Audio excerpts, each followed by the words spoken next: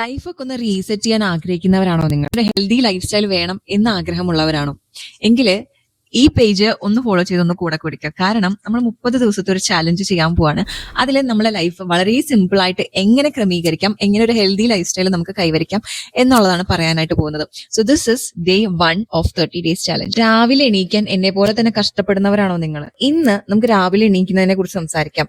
രാവിലെ എണീക്കുന്നത് കൊണ്ട് പല ഗുണങ്ങളുണ്ട് നമ്മൾ കേട്ടിട്ടുണ്ടാവും. എന്നാൽ ഞാൻ ഒരു ഇമ്പോർട്ടന്റ് ഗുണം ഞാൻ പറഞ്ഞുതരാം. CAR, അതായത് കോർട്ടിസോൾ അവേക്കനിങ് റെസ്പോൺസ്. അത് നമ്മൾ ഏർലി മോർണിംഗ്, അതായത് 6 to 8 ആ ഒരു സമയത്ത് വളരെ കൂടുതലായിരിക്കും.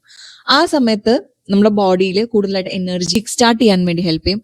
മെറ്റബോളിസത്തിനെ ബൂസ്റ്റ് ചെയ്യാൻ ആ കോർട്ടിസോൾ സ്പൈക്ക് നമ്മൾ ഹെൽപ്പ് ചെയ്യും. കോർട്ടിസോൾ നോർമലി നമ്മൾ സ്ട്രെസ് ഹോർമോൺ ആയിട്ടാണ് കാണുന്നത്. പക്ഷെ രാവിലെ തന്നെ ക്രിയേറ്റ് ചെയ്യുന്ന ആ ഒരു കോർട്ടിസോള് ആക്ച്വലി നമ്മളെ ബോഡീനെ ഹെൽപ്പ് ചെയ്യാണ് ചെയ്യുന്നത്.